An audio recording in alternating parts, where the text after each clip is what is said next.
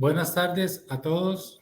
De parte del Colegio de Profesionales en Criminología Costa Rica, les brindamos un cordial saludo a todas las personas agremiadas, público en general, y les damos la bienvenida a la charla Criminología y Delincuencia Juvenil. Hoy contamos con la presencia del ponente internacional, el señor Tirso Castillo de Lemos, quien es magíster en estudios criminológicos y licenciado en sociología. Es docente universitario de la carrera de Investigación Criminal y Seguridad en la Universidad Especializada de las Américas. Además, es docente en la carrera de Criminología en la Universidad Interamericana de Panamá. Es coordinador de la Maestría de Estudios Criminológicos de la Universidad de Panamá. Además, es sociólogo y criminólogo del Observatorio de Violencia del Sistema Nacional Integrado de Estadísticas Criminales. Ha realizado investigaciones sociológicas referentes a pandillas criminales locales, crimen organizado, bandas criminales, violencia juvenil, violencia doméstica, delitos cibernéticos, entre otros. De esta manera, le damos la más cordial bienvenida al magíster Tirso Castillo de Lemos.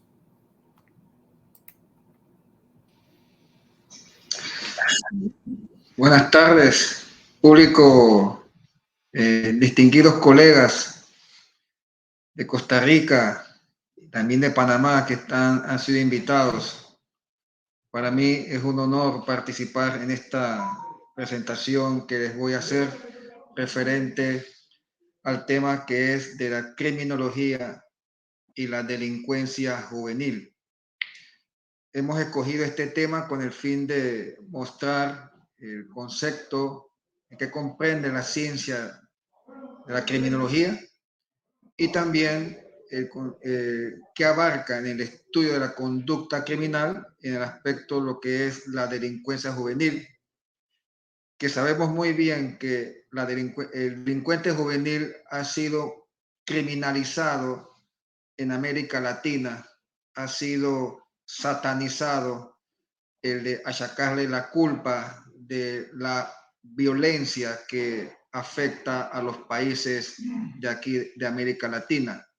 Se tiende a criminalizar al delincuente juvenil sin tomar en cuenta que ellos también son víctimas de la violencia. Entonces, en la diapositiva que les voy a presentar, esperemos que sea del agrado de ustedes. Y entonces vamos a comenzar con iniciar lo que es la criminología. Obviamente la criminología como una ciencia multidisciplinaria se enfoca en estudiar los hechos punibles, delitos, todo lo que tiene que ver con las conductas antisociales que son penalizadas por la ley penal, y también la de enfocarse en el uso de otras ciencias que son fundamentales para la criminología, como es la sociología, la psicología, el derecho penal, la victimología, que aportan en el estudio de la conducta antisocial que el individuo que está realizando diversos delitos y que afectan a la sociedad tienen entonces a alarmar a esta. Se presentan pues opciones de las mano duras, que son estas políticas de represivas como la solución, sin tomar en cuenta los aspectos que enfoca la criminología, que es la prevención del delito. Entre el objeto de la criminología podemos ver que es la conducta, enfocarse en el estudio de la conducta desviada, el control social, estudiar al delincuente, la víctima y obviamente lo que tiene que ver con el hecho social. ¿Cuál es el fin de la criminología? Hay dos fines: el control y la prevención. El control de la criminalidad y la prevención de la criminalidad. Obviamente sería erradicar la criminalidad. Es un mito. Es un mito.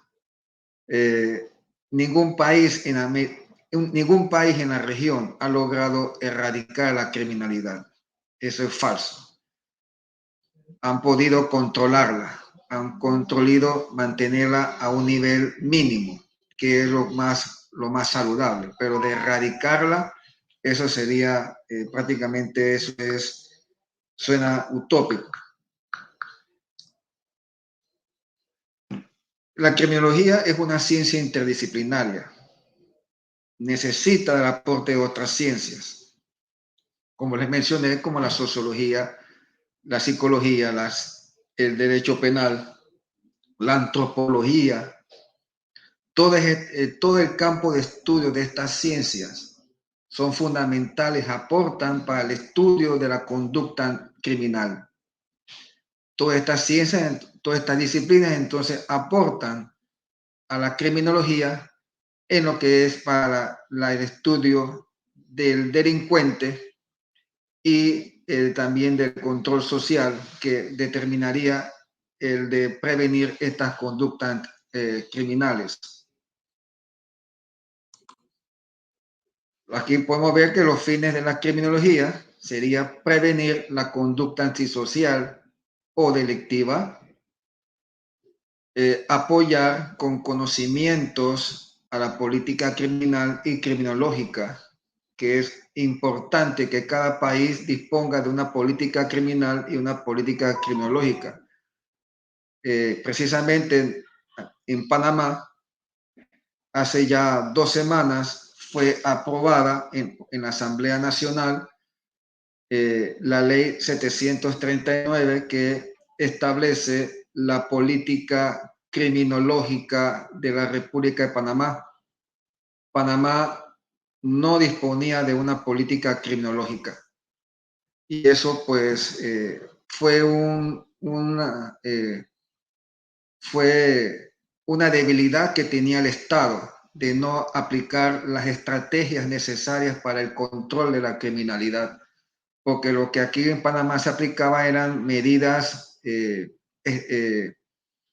planes, políticas públicas del gobierno de turno que no tenía ninguna base científica, ninguna base criminológica, y por lo tanto los resultados eran nulos.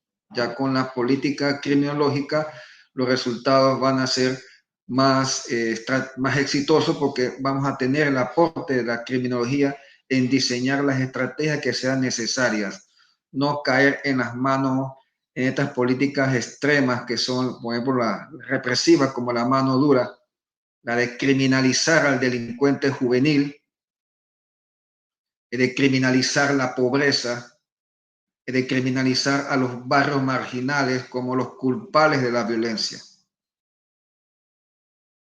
Uno de los fines también de la criminología es de coadyuvar en la investigación criminal a través de una explicación de la conducta criminal o antisocial.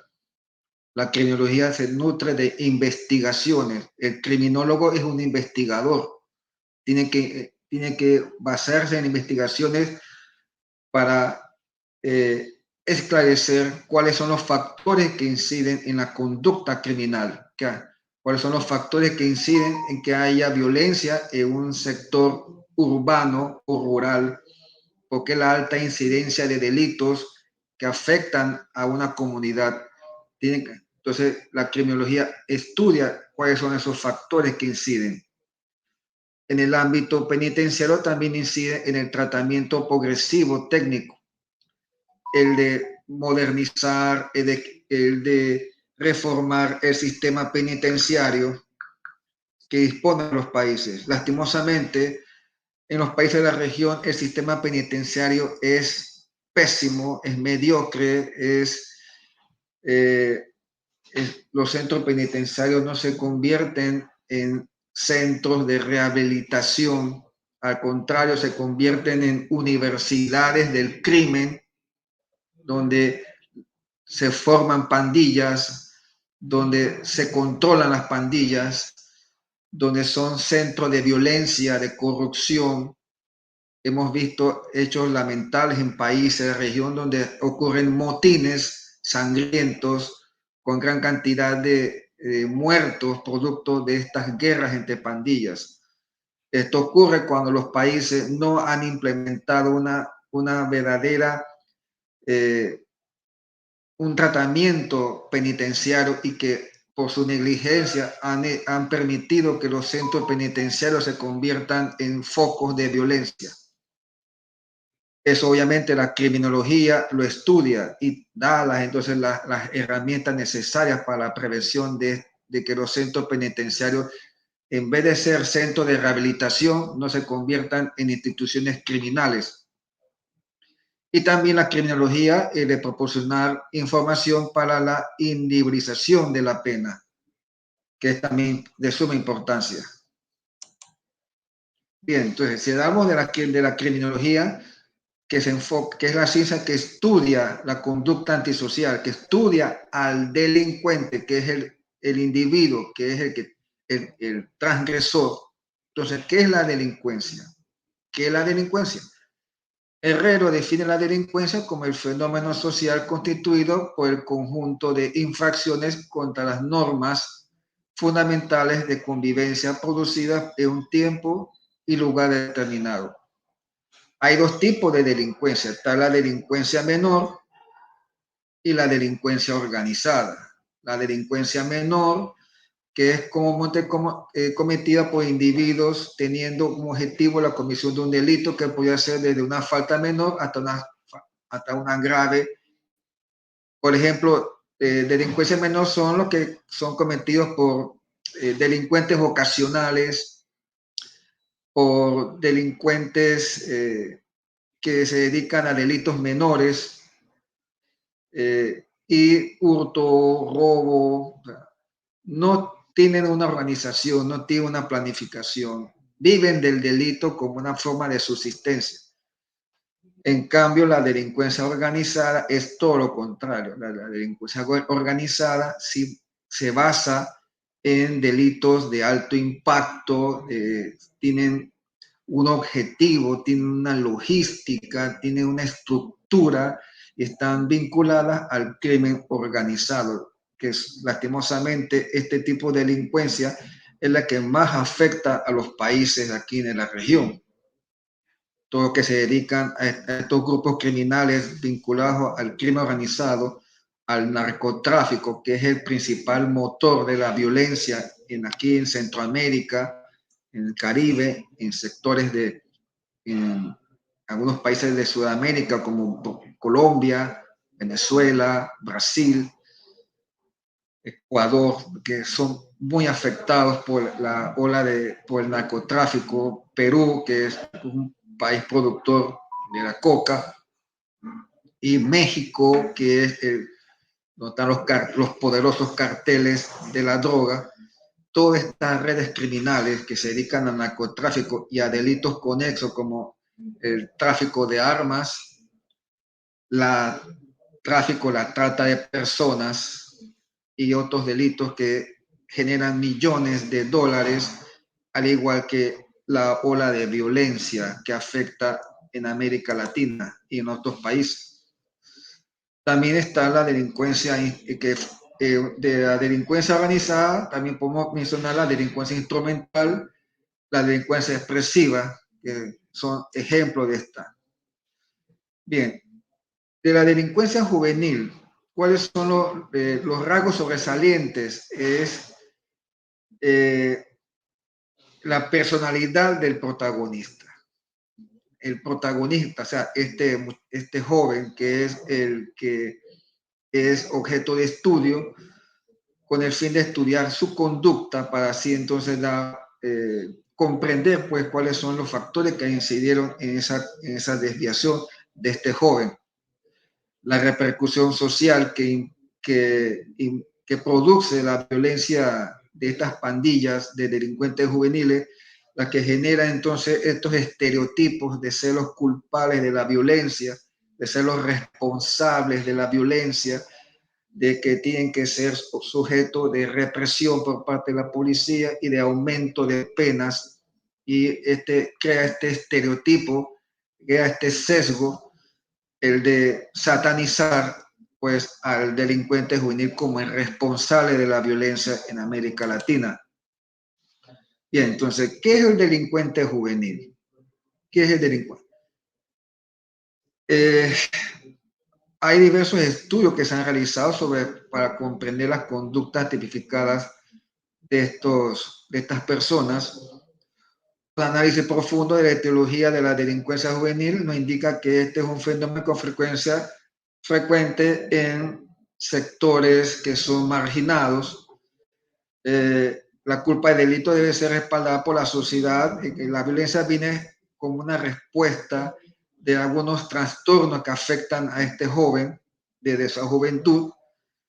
Desde más joven, el delincuente entonces tiende a ser un joven que está en conflicto, inicialmente con un joven que está en conflicto con la ley. Son jóvenes rebeldes, jóvenes que inciden en ciertos vicios, el consumo de droga, consumo de alcohol, tienen problemas en las familias, problemas en familias disfuncionales, problemas en la educación, desertan de las escuelas y por lo tanto esa rebeldía y esa situación entonces los hace propensos a formar parte de pandillas y a su vez que sean captados por grupos criminales como el crimen organizado, que los utilizan. La delincuencia juvenil entonces es aquella referida a la comisión de delitos por parte de menores de edad. Un menor de edad es que se convierte en un transgresor de la ley, reciben un tratamiento específico por parte de los sistemas jurídicos en cada legislación y también se valen de otros tipos de medios coercitivos como son los centros juveniles de detención, que son donde estos jóvenes son llevados para que sean sean en tratamientos de rehabilitación. Hay países donde llevan a los delincuentes juveniles, son llevados a centros penitenciarios y son encerrados con delincuentes adultos, lo cual eso es una violación a los derechos humanos, donde estos jóvenes son víctimas de maltrato, de abuso sexual, de violación, de crímenes, de todo tipo de situaciones que afectan a estos jóvenes. Estos países donde se violan los derechos humanos y donde son países donde se aplica la mano dura y se criminaliza al delincuente juvenil como responsable de la situación de violencia. Al igual que hay países que aumentan las penas de cárcel. Un menor de edad, un delincuente juvenil que de 13 años, 14 años, donde se le aumenta la pena de cárcel. Eso es muy cuestionado. Las Naciones Unidas cuestionan ese tipo de situaciones. El delincuente juvenil tiene que ser sometido a un tratamiento especial. Es un menor de edad, no es un adulto, por lo tanto, tiene que ser sometido a un tratamiento especial para así buscar la rehabilitación. Si ha cometido delitos graves, bueno, estos jóvenes entonces a su vez tienen que ser procesados, pero de acuerdo a la edad que tengan, no de ser de una vez criminalizados y aumentar la pena de cárcel. Los factores que inciden en la delincuencia juvenil, bueno, la sociología y la criminología consideran que hay diversos factores que inciden en la delincuencia juvenil. Generalmente estos jóvenes están marginalizados y estigmatizados. Vienen de sectores populares, lo que aquí se llaman guetos, los guetos, las favelas, los barrios rojos en que hay mucha violencia. Entonces son estos jóvenes que crecen en ambiente de pobreza, la organización desordenada de las ciudades, vienen de familias disfuncionales, el desempleo, la desigualdad social, la pobreza en varios niveles, o lo que ya llama lo que denomina las Naciones Unidas, esa pobreza multidimensional, ¿no? Que ese es un nuevo concepto que utilizan las Naciones Unidas, la ineficiencia de los organismos de seguridad pública y de la justicia penal, la venta y consumo de alcohol y droga, donde estos jóvenes ya están consumen este tipo de droga y genera una adicción. Cocaína, marihuana, crack, inclusive drogas sintéticas que ya están tomando cierta relevancia y también ya está afectando la salud de estos jóvenes. Y el uso de armas de fuego. Un delincuente juvenil que está armado de una pistola se siente poderoso, se siente invencible. Aquí en Panamá, por ejemplo, los delincuentes juveniles hacen alarde cuando usan estas armas, se sienten poderosos cuando tienen una Glock 17, una Glock 18, y utilizan las redes sociales, usan el Facebook, usan el Instagram y hacen alarde el uso de estas armas, los tatuajes. Uno piensa que un adulto ve un adulto tatuado es algo normal, pero ya vemos muchachos de 13 años ya con tatuajes en los cuerpos, que lo identifica a la pandilla a cual pertenece.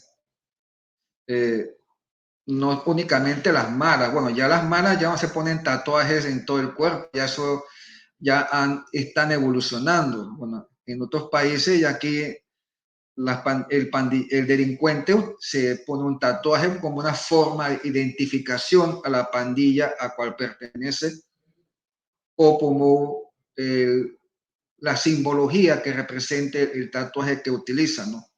Aparte que es un arte corporal, el delincuente utiliza el tatuaje como una forma de demostrar que son valientes, demostrar la masculinidad, la virilidad, que son bravos, que son violentos, para intimidar a otros pandilleros, y como una forma de llamar la atención, porque una de las características del delincuente juvenil, aparte de la arrogancia, es que son muy narcisistas, les encanta, pues, llama la atención, ¿no? Es una forma de ese narcisismo que es característico del delincuente juvenil. Otra de las características del delincuente juvenil que generalmente son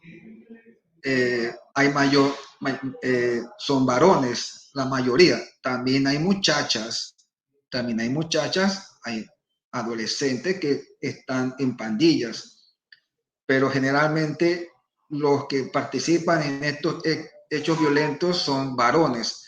Las muchachas más se dedican a lo que es la venta, al narcomenudeo, que es la venta de droga, a delitos de hurto. También hay casos en México que inclusive ya hay sicarias, muchachas que son sicarias, que por su aspecto físico, por ser muy bonitas, eso las hace más accesibles para acercarse a las víctimas. Entonces, eso lo toma muy en cuenta en estos carteles que ya reclutan a muchachas como sicarias.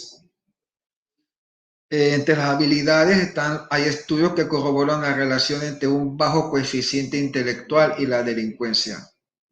Muchos de estos jóvenes que han desertado por problemas de concentración, por fracaso, después se han hecho unos estudios, algunos de estos jóvenes tenían problemas de tener un bajo coeficiente intelectual. Por eso era uno de los causantes de estos problemas de aprendizaje y cuál motivaban las deserciones, aparte de frustraciones, de sentirse humillados, de ser excluidos por esa situación de no poder continuar los estudios. El egocentrismo, como les mencioné, son muy egocéntricos. por la falta de empatía. Tienen un síndrome hiperkinético, son hiperactivos, son muy impulsivos, son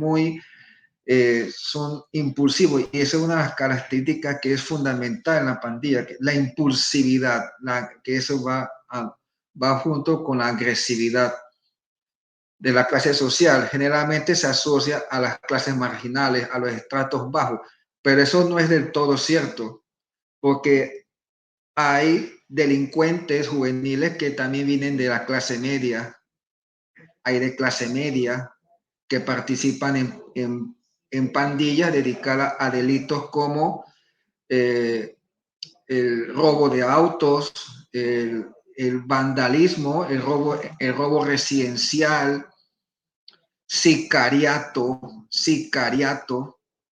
y no necesariamente vienen de sectores marginales. Y eso no únicamente. Entonces, eso demuestra que también de los sectores de clase media también pueden haber delincuentes juveniles. De familias disfuncionales, generalmente se asocia por la falta de ausencia paterna, hogares disfuncionales, hogares monoparentales, aunque también se dan casos de hogares están completos por sus padres, pero por la falta de atención, por la falta de afecto por parte de los padres, la relación fría hizo que estos muchachos buscaran el afecto en las pandillas.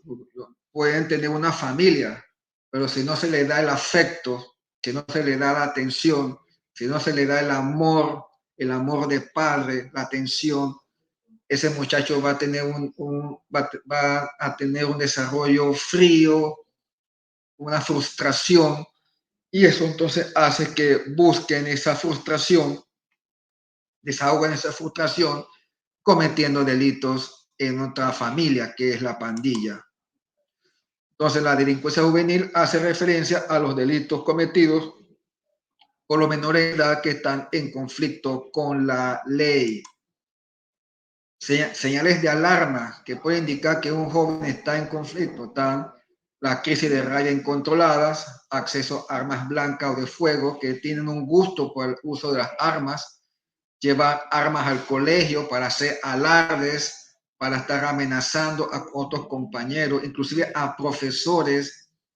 El uso de sustancias psicoactivas ya genera una adicción, intento, amenaza de suicidio, tienen problemas de depresión, historia familiar de comportamiento violento, suicidio, han tenido antecedente, algún familiar ya tenía antecedente también criminal, algún hermano, un padre, un tío, de culpar a otros o no aceptar la responsabilidad de sus propias acciones, son irresponsables, ya inician cometiendo delitos menores, son rebeldes, tienen falta de disciplina, tienen un patrón de amenazas a otros, y algunos cometiendo bullying en el colegio, acosando, maltratando a otros menores de edad. Ya esa es una señal también una señal de alarma.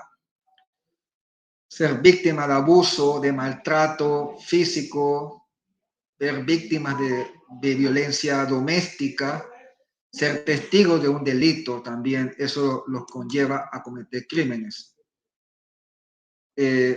Enfermedades mentales, si algunos tienen alguna enfermedad mental, depresión, desorden bipolar, destrucción de las propiedades, ser cruel con los animales, eso es otra señal clásica, la crueldad a animales. Generalmente un niño les gustan los animales, un perro, un gato, una mascota, pero si vemos un menor de edad que tortura, maltrata animales, ya eso es una señal que algo no está bien. Eso no está bien, eso no es normal que un niño esté maltratando, matando animales. Eso ya es una señal de una conducta psicopática, inclusive de asesinos en serie, de los estudios hechos por criminólogos y psiquiatras. Se descubrió que en su juventud tenían un placer torturando y matando animales. O sea, ya era una señal clásica. También el de ser pirómanos, relaciones por alejamiento, etcétera. Ya esos son señales que denotan una personalidad ya de que estos jóvenes tienen una conducta criminal, tipo de infracciones. Entre las sociales están los hurtos, los robos, lesiones y daños, abuso sexual, contra la salud pública, que es el estar consumiendo droga. Entre las infracciones escolares están las lesiones y daños, está el bullying, que es lo que más se identifica, el bullying. Estos jóvenes que maltratan, abusan de otros jóvenes, tienen un placer maltratando a las víctimas, ya es una señal. Entre las infracciones familiares está la violencia familiar, el maltrato familiar, la violencia doméstica. La violencia en el hogar es dañina. La violencia no solamente está en las calles, hay la violencia en el hogar, la violencia doméstica es preocupante porque el joven que vive en un ambiente familiar donde es continua la violencia, ese joven va a aprender a ser violento, va a aprender que la violencia es un medio de control, va a aprender que la violencia es un medio para manipular y hacerse entonces controlar. Aprende la violencia, es víctima de la violencia, pero también se va a convertir en un potencial maltratador cuando ya llegue a la adultez. Se repite el mismo ciclo vicioso. Un joven que da un ambiente de violencia aprenderá a ser violento. Ese es el grave daño que hace la violencia doméstica en los jóvenes.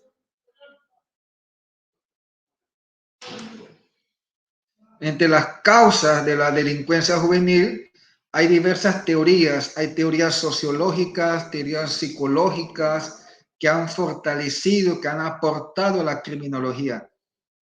Están las teorías psicobiológicas, que estas teorías sostienen que el origen del comportamiento delictivo se encuentra en la presencia de diversos factores genéticos, psicobiológicos y psicofisiológicos. Están las teorías psicomorales, están las teorías psicosociales. Estas explicaciones teóricas se centran en que la delincuencia es resultado de la interacción entre diferentes estímulos individuales, sociales y situacionales. Están también en otras teorías criminológicas la teoría del control social a través de lo que plantea Hirschi, que manifiesta que la conducta delictiva se desarrolla en base a presencia de 4 elementos: el apego, el compromiso, la participación, creencia. Está la teoría de la interacción, la que planteaba Burgdorf. La interacción es negativa y coercitiva, como puede ser el abandono, la falta de comunicación. La teoría de la asociación diferencial, que es una de la cual yo más veo que es de suma importancia, más influyente, yo diría, la teoría de asociación diferencial que planteaba el sociólogo Sutherland, donde las personas pueden cambiar su conducta a través de aprender de la conducta antisocial, en que un joven que no es delincuente, pero que se interactúa con otros que son delincuentes, va aprendiendo esa conducta antisocial. Por ejemplo, la socióloga criminóloga española Rosa del Olmo plantea que hay 3 hipótesis que explican las causas de la criminalidad en los jóvenes. Ella menciona que la droga causa violencia juvenil y por lo tanto la delincuencia. La violencia juvenil y la delincuencia causa consumo de la droga. Y no existe una relación causal entre ambas conductas, sino que las mismas son el resultado de otros factores comunes. Interesante lo que plantea esta criminóloga, en este aspecto que explica sobre la conducta antisocial en el delincuente juvenil. También hay diversos estudios realizados por ejemplo, por Merton, un sociólogo norteamericano, que también hablaban sobre la teoría de la anomia, que es el concepto sociológico sobre estas conductas que son conductas que transgreden la sociedad, y también la teoría de la asociación diferencial que planteaba Sutherland, ¿no? Donde el aporte de Sutherland en su estudio de las pandillas juveniles norteamericanas en la década del 40 y 50, él habló de que el comportamiento delictivo es aprendido, resulta de la interacción con la familia que es criminógena, o de grupos pares. Este joven que no es un delincuente, pero que se está asociado a otros o amistades y que son delincuentes, este muchacho, este joven, va aprendiendo poco a poco, va aprendiendo entonces esas mismas conductas. Esto es lo que estamos viendo en las pandillas, el aprendizaje social o learning, que las claves de la conducta humana han de buscarse en el aprendizaje de la experiencia diaria que depara el individuo. El crimen no es algo anormal, sino de una personalidad inmadura, de un comportamiento o de un hábito adquirido. El crimen no se hereda, no se imita ni se inventa, o como planteaba Lombroso, que el hombre nacía criminal. No, la conducta criminal es aprendida. Entonces, ese joven que está en un entorno social donde hay factores que inciden en la violencia, o como lo planteaba la criminología ambiental, ese ambiente social, entonces hace que este muchacho caiga entonces cometiendo estas conductas antisociales. Eso es importante tener eso muy en cuenta. Otra socióloga, esta chilena, Doris Cooper, por ejemplo, que también habla de la teoría de la asociación diferencial, habla que la conducta criminal es aprendida y no es consecuencia heredada, que la conducta desviada es aprendida en interacción con otras personas por medio de una interacción social de cara a cara, verbal o no verbal, y que el proceso de aprendizaje ocurre al interaccionar grupos primarios y los medios de comunicación, que también juegan un papel fundamental, los programas, las películas, hay series donde el delincuente se convierte en un héroe, en un modelo a imitar, y eso es dañino. Entonces, eso también juega un rol negativo para ver a un delincuente, un sicario, un narcotraficante, como un modelo a imitar, como un héroe. El aprendizaje de la conducta desviada criminal incluye las técnicas de comisión de actos desviados. Las personas llegan a ser delincuentes porque aprenden en exceso las definiciones favorables hacia la violación de la ley. El delincuente juvenil sabe que está cometiendo un delito, sabe que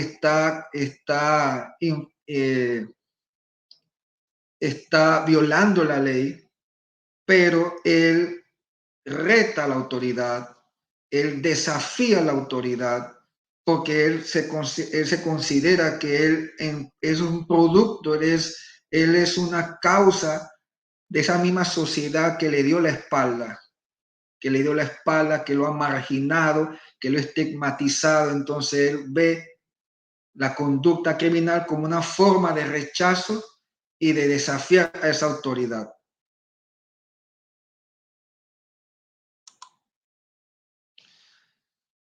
También es importante mencionar otra teoría interesante, la que plantea el criminólogo británico Farrington, que defiende que de la conducta delictiva pasa por 3 etapas.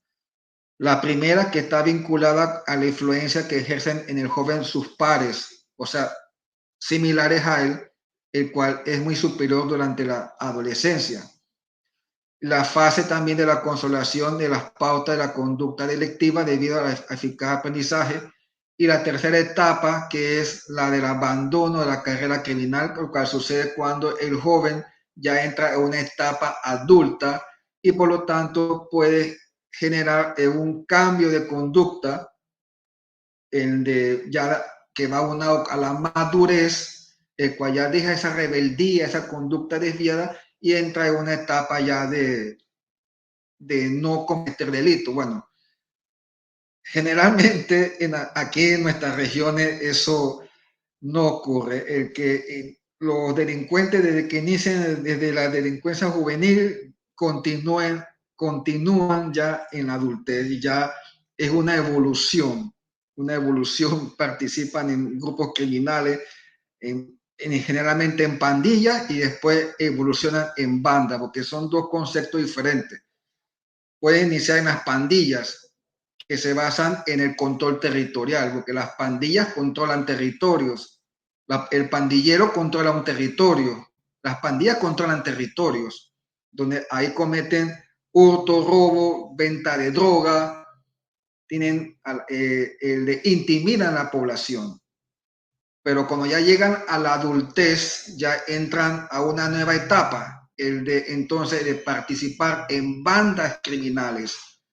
Las bandas criminales no controlan territorios, no necesitan controlar territorios, porque se dedican a delitos específicos, delitos como el sicariato, delitos como el tumbe de droga, que es el robo en que un delincuente le roba a otro droga o dinero, delito de la clonación de tarjetas, delitos de falsificación de dinero, de trata de personas, de tráfico de armas, en fin, delitos específicos. Ya ahí participan, ya es una banda donde un grupo de delincuentes se organizan y se dedican a ese tipo de delitos que le generan ganancias. Farrington entonces informa que se pueden observar rasgos de la personalidad antisocial en delincuentes reincidentes ya desde los 8 años que muestran tendencias deshonestas y agresivas. La prevención de la delincuencia es el término general empleado para todos los esfuerzos encaminados para evitar que la juventud participe en actividades criminales o antisociales. Es fundamental los servicios de la prevención como la educación, en ayudar en el tratamiento de la adicción, el asesoramiento a las familias, porque también a las familias de estos jóvenes tienen que ser, hay que ayudarlas, darle la educación para que estos jóvenes cambien, dejen esa vía criminal, ayudarlos a la rehabilitación. El mismo Farrington lo plantea, que es un delincuente juvenil, es más fácil que entre en la rehabilitación que un delincuente adulto. Son más propensos a que, que un proceso de rehabilitación sea exitoso, mucho más en que un delincuente adulto. En los métodos de prevención, los expertos coinciden que las intervenciones preventivas deben iniciarse desde la niñez. Deben ofrecerse en todos los lugares y poblaciones. Los profesionales deben hacer hincapié en la forma de prevención más adecuada para ayudar a estos jóvenes, no solamente en la primaria, sino también en la secundaria y en los niveles primario, secundario y terciario de prevención. Es importante ayudar a estos jóvenes para ayudarlos a su rehabilitación y resocialización. La delincuencia juvenil es un problema que deben afrontar toda la sociedad en su conjunto y que requiere la cooperación de todos los sectores: padres, educadores, pedagogos, juristas, médicos, psicólogos, trabajadores sociales y de toda la sociedad en general. ¿Por qué? Porque ya para terminar, porque la sociedad los margina y los estigmatiza. Lastimosamente, la sociedad estigmatiza al delincuente juvenil. Por lo tanto, nosotros como profesionales de la criminología, como criminólogos, nosotros no podemos caer en apoyar medidas represivas, porque esa no es la solución. Nosotros como profesionales de la criminología nos tenemos que identificar con la prevención, no darle la espalda a esta persona, porque ellos también son víctimas de la violencia. De la ola de crímenes, de la ola de víctimas de la violencia en América Latina, la mayoría, las estadísticas lo indican, son muchachos entre los 13 a 19 años, 18 años. La mayoría son víctimas porque son utilizados por los carteles, por las bandas criminales, por las BACRIM, que los utilizan como un medio desechable. Y son víctimas también de la violencia. Por lo tanto, también tienen que ser objeto de ayuda, no marginalizarlos. Es una responsabilidad de los gobiernos, de las instituciones sociales, ayudar a estos jóvenes que sean delincuentes, pero darle la mano para su rehabilitación. Ese es fundamental. Entonces, agradezco pues que la atención que han brindado ustedes por esta presentación que he dado sobre la criminología y la delincuencia juvenil. Yo como criminólogo, como funcionario del Ministerio de Seguridad Pública, nosotros nos enfocamos en los trabajos de prevención a través del Plan Integral de Seguridad Ciudadana que desarrolla el Ministerio de Seguridad Pública, que es fundamental para la prevención del delito, y nos enfocamos en ayudar a estos muchachos en aquellos sectores urbanos que hay problemas de violencia aquí en Panamá. Y nosotros como criminólogos nos enfocamos en eso, en buscar la prevención, en ayudar a estos muchachos a la rehabilitación a través de el deporte, por ejemplo, que ha sido exitoso en nuestro país. Entonces, les doy las gracias por haberme escuchado y cualquier pregunta que quieran hacer, con mucho gusto estamos para responder. Muchas gracias. Gracias, estimado Tirso. Agradecemos al máster Tirso Castillo de Lemos por su aporte en este tema de gran importancia. Vamos a dar inicio al espacio de preguntas y la que tenemos de momentos es: ¿cuál es su opinión sobre el manejo de la delincuencia en El Salvador? Bueno, en El Salvador, el presidente Nayib Bukele está desarrollando una política de lo cual nosotros denominamos mano dura, lo cual se ha enfocado en declararle la guerra a las maras. A las maras es la respuesta que está realizando el gobierno salvadoreño, un gobierno populista, un gobierno donde el presidente Bukele, entre su plataforma de gobierno, él se propuso acabar con las maras, tomando en cuenta los errores, las debilidades, la falta de capacidad de los gobiernos anteriores que fueron incapaces de detener la violencia y que inclusive llegaron a pactar con las maras, donde las maras, eso fortaleció a las maras de tener atemorizada a la población salvadoreña, de extorsionarla, de cometer crimen. Entonces, esa situación no podía continuar más. Entonces, el presidente Bukele se ha enfocado en acabar con las maras con una medida represiva, tanto en los barrios donde operan las pandillas y sobre todo en los centros penitenciarios que se convertían en verdaderos centros de control de las maras. La respuesta del presidente salvadoreño ha tenido cierto éxito, pero se está extralimitando en algunos puntos en que utiliza la represión como la única alternativa. Y hay que tener en cuenta que también muchos de estos pandilleros de las maras, algunos ya han querido dejar la pandilla.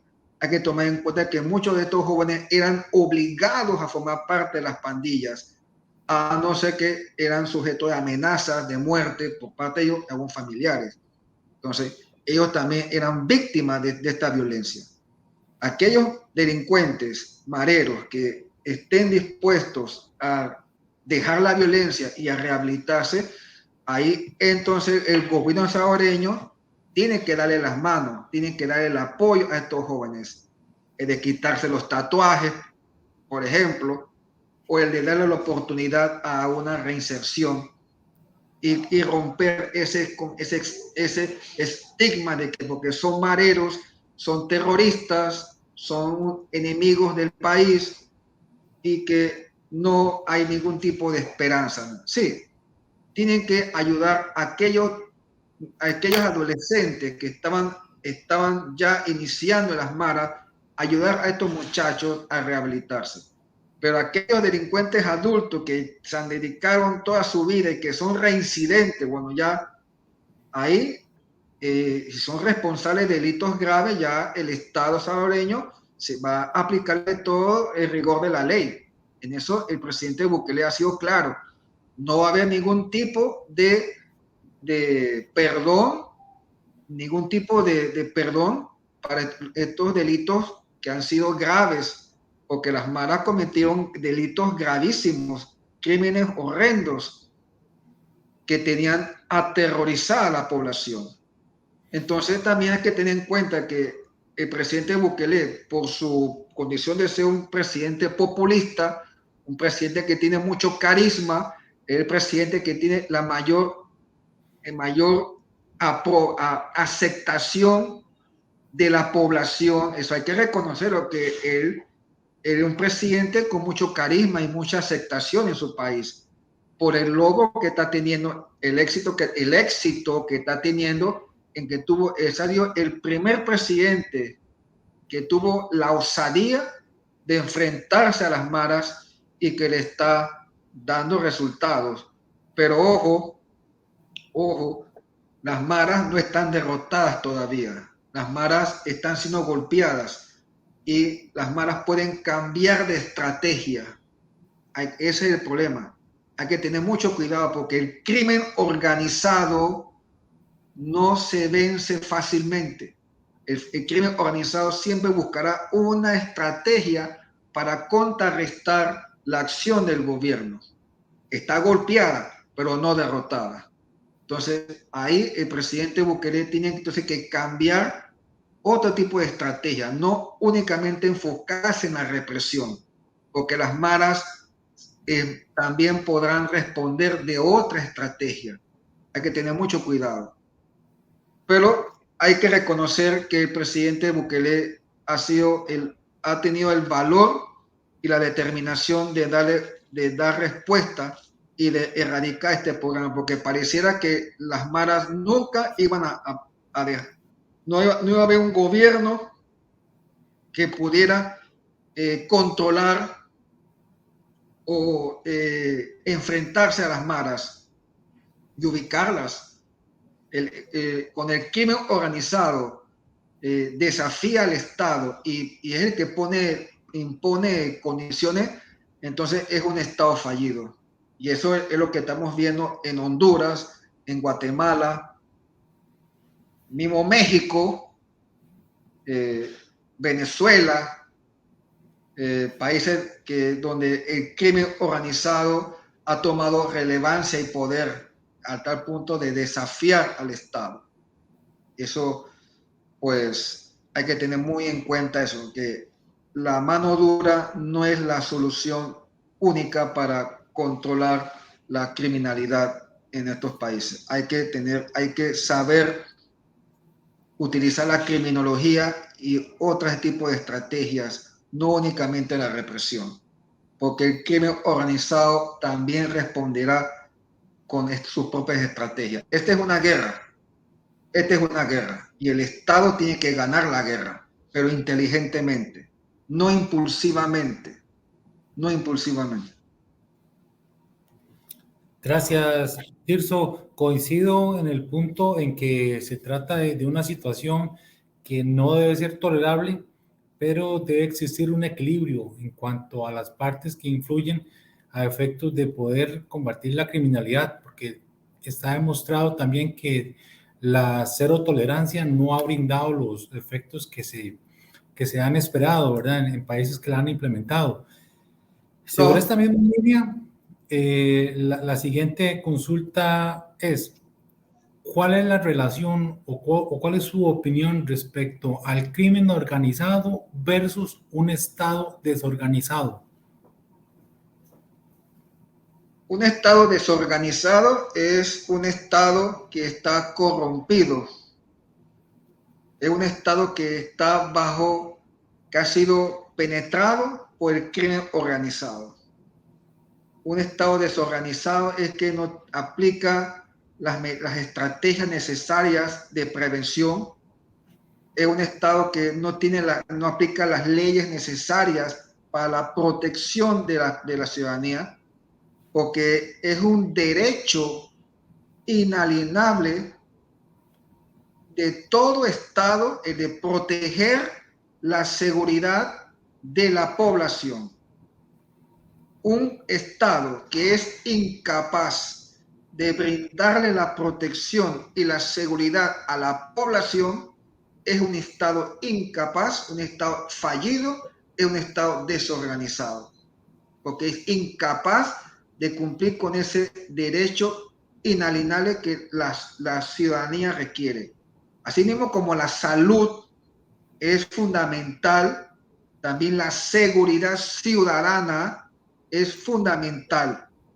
Pero si la policía no está equipada, no tiene los insumos necesarios, no tiene el apoyo requerido, si las leyes son suaves, para así decirlo, si no hay unas leyes que sean severas, que castiga al delincuente, tomando en cuenta el delito que haya cometido, si no se controla la criminalidad, no se controla, no es incapaz de controlar, que la criminalidad está aumentando y se está desbordando, no solamente en las áreas urbanas, sino en las áreas rurales. Entonces estamos ante un Estado desorganizado.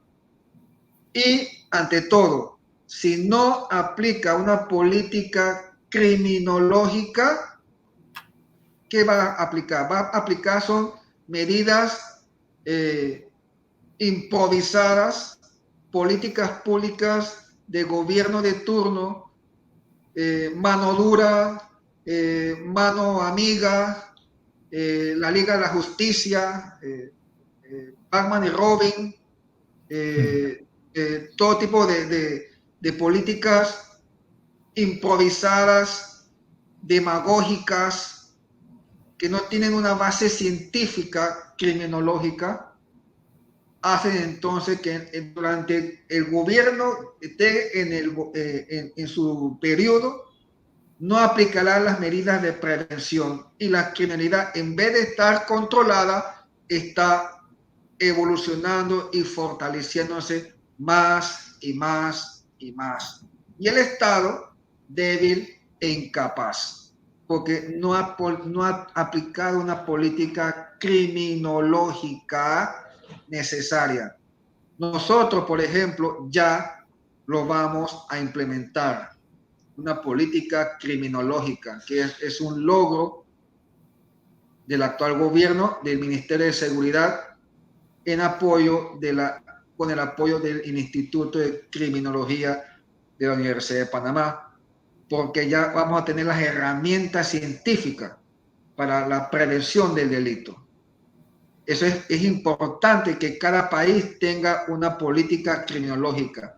Es la base científica para darle al Estado las herramientas para la prevención del delito. Pero si es solamente represión, eso no es la solución. Son soluciones de corto plazo.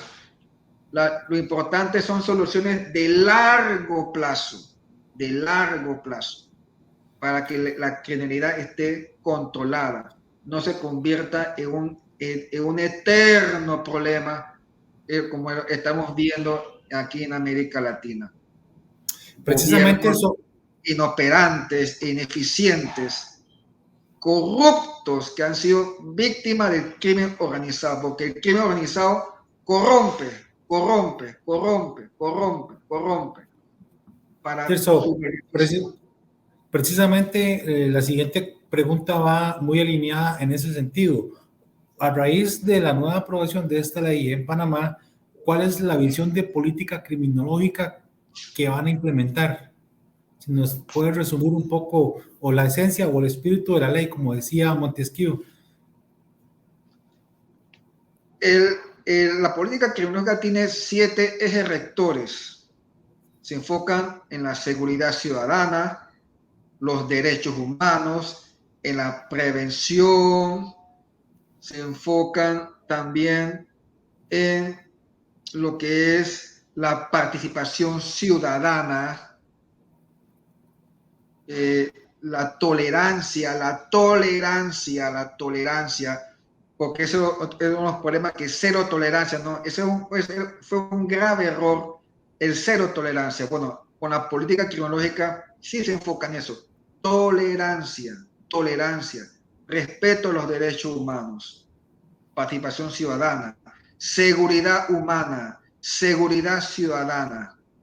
Todos esos factores que inciden, esos ejes son fundamentales en esta política criminológica que hemos elaborado, que va a estar conformada por un equipo de especialistas, de criminólogos, donde diversas instituciones, aparte del Ministerio de Seguridad, el Ministerio de Desarrollo Social, el Ministerio de Cultura, el Ministerio de Salud, Ministerio de Trabajo, todas estas instituciones sociales que tengan que ver con, que aporten con la rehabilitación, darle la oportunidad de rehabilitación del delincuente, reformar el sistema penitenciario también, porque de nada vale que tengamos una política criminológica y el sistema penitenciario está decadente.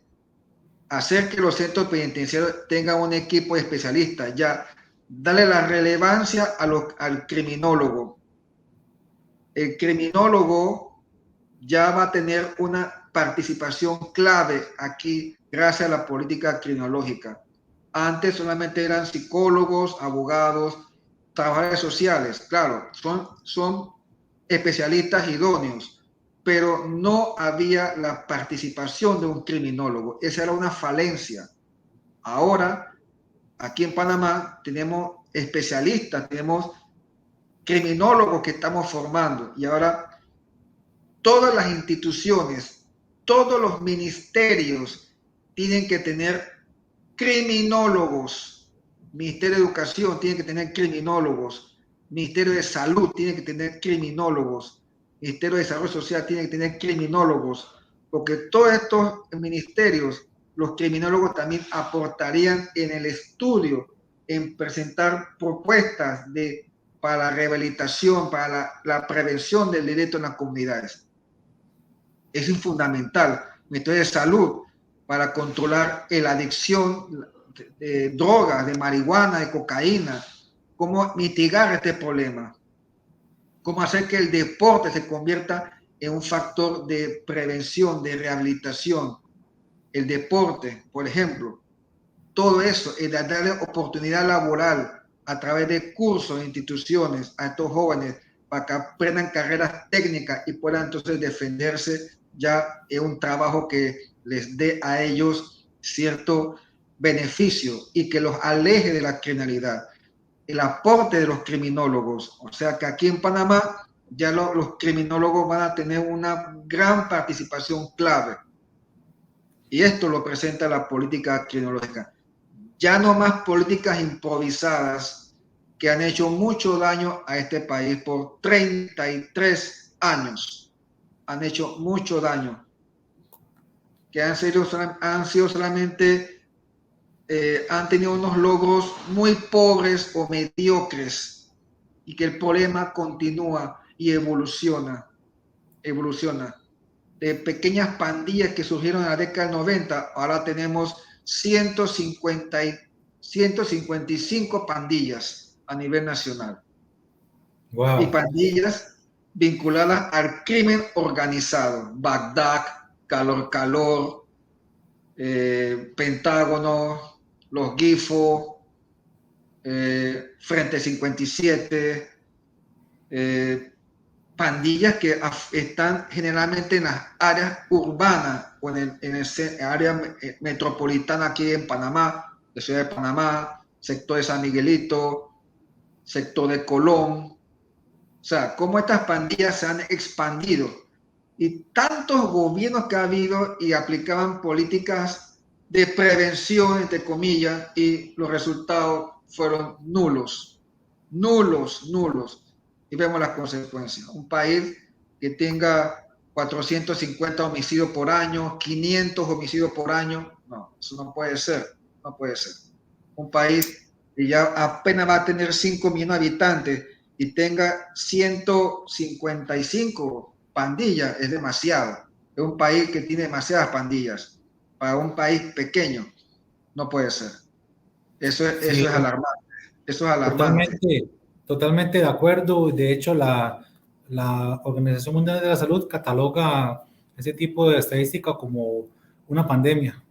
Bueno, de esta manera, el Colegio de Profesionales en Criminología de Costa Rica agradece profundamente al Máster Tirso Castillo de Lemos el que haya compartido con nosotros sus conocimientos acerca de ese tema, que sin duda es de gran interés para nuestras profesiones y para el público en general. Agradecemos a todas las personas que nos acompañaron en esta transmisión. Asimismo, hacemos extensiva una invitación a seguirnos en las diferentes redes sociales que dispone el colegio, donde encontrará las actividades de capacitación que se están impartiendo actualmente. Además, los instamos a estar atentos a las próximas actividades que el colegio llevará a cabo. De esta manera, agradecemos la participación del Máster Tirso. Buenas tardes a todos y Tirso, te cedo el micrófono para unas palabras de despedida. Sí, agradezco al Colegio de Profesionales de Criminología de Costa Rica, a los colegas, a los hermanos ticos, acá a mi amigo Edwin, un gran saludo, y a todos los que participaron, a todos los colegas de aquí de Salvador, de Panamá, de otros países hermanos, los que hayan participado. Les agradezco pues que hayan estado, que me hayan escuchado. Para mí es un honor y para cualquier otra oportunidad, con mucho gusto.